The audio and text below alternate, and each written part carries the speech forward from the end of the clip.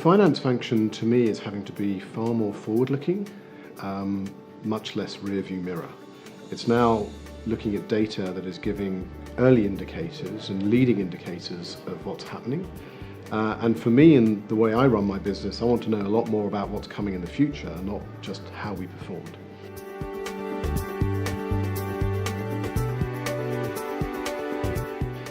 Finance professionals and finance teams need to, of course, be immensely good at understanding data.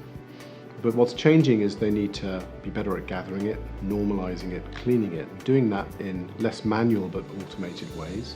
But they also need to understand how the data is telling them about the underlying drivers of the business. So what does this data really tell me? What does this information really say? And I think from my own personal observation, the finance teams that are great not just give you the data, but they tell you what it means, and they tell you what it's leading you towards, not just telling you an understanding of the data that's there.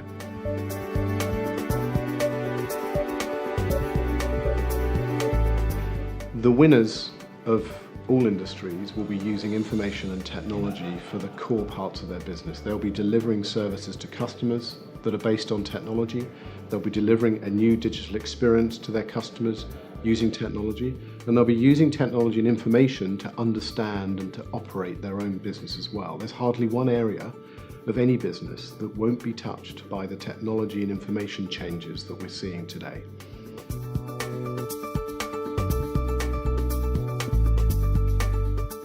I don't think everyone needs to be a technologist, but I think everyone needs to understand technology, and they need to understand what information can do. There are very few disciplines now which are not driven by information and technology. Just look at marketing. Marketing has changed from being a communications platform and mechanism and skill and discipline into be something now which is very, very digital. So whilst you still need great communication skills, you need to still understand customers and markets and segments, being digital is absolutely essential to being a good marketeer. It's just a good example of one discipline, and there are many others that I can go into that say you have to really understand the technology and what it can do.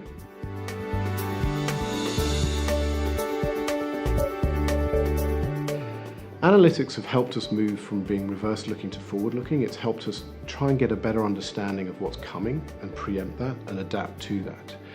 It's helped us have a much better predictable view of our business. And for our business, in a recurring revenue subscription model where shareholders want certainty in a volatile and uncertain world, that's actually been very, very important and powerful for us. When I started, we didn't even really understand what contracts were renewing on our $6 billion business. We now know exactly when, what's renewing, how it will renew, what the path looks like, what the prediction is. It's a completely different model than we had before, and that's all enabled by analytics and technology.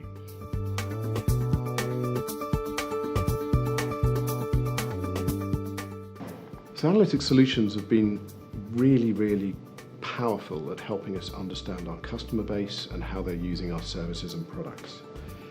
We collect over 10 million user updates a week from our customer base. We understand what they're subscribing to, what they're using, how they're using it, and how they're doing it. Immensely powerful information where we can say, well, actually we have a risk here because customers aren't using our services very much. What intervention do we need to make around training or other areas? Or we have products and capabilities that have been used really well. Well, how do we spread those out more? How do we use them more? So to me, I think number one is it's helped us understand our users. It's also helped us understand our commercials better, of course. We understand what's renewing when, we understand the contracts that are coming, and we understand how to move in front of them, increase usage, increase the value of our products and services, and drive a better performance and retention in the business.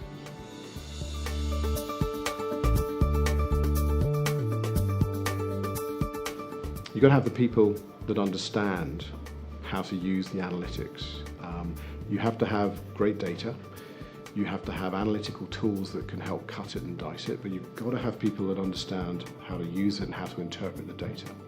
But the thing that I've found time and time again is you have to close the gap of then, okay, how do I go from great analytics to how do I deploy that across my organization? So for example, we had fantastic usage information. It would point us to where we had risks in our business, where clients weren't using our products and services. The real trick though was scaling that over 2,500 frontline people in 150 countries to say, okay, how do I use that? How do I then use these tools and make targeted interventions with my customers to address the risks that the data is telling us.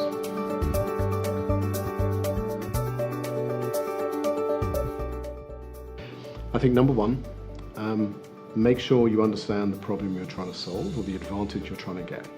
Then deploy the analytics across that problem base. Our biggest problem was retention and usage, and we found ways of collecting data and using analytics to do that.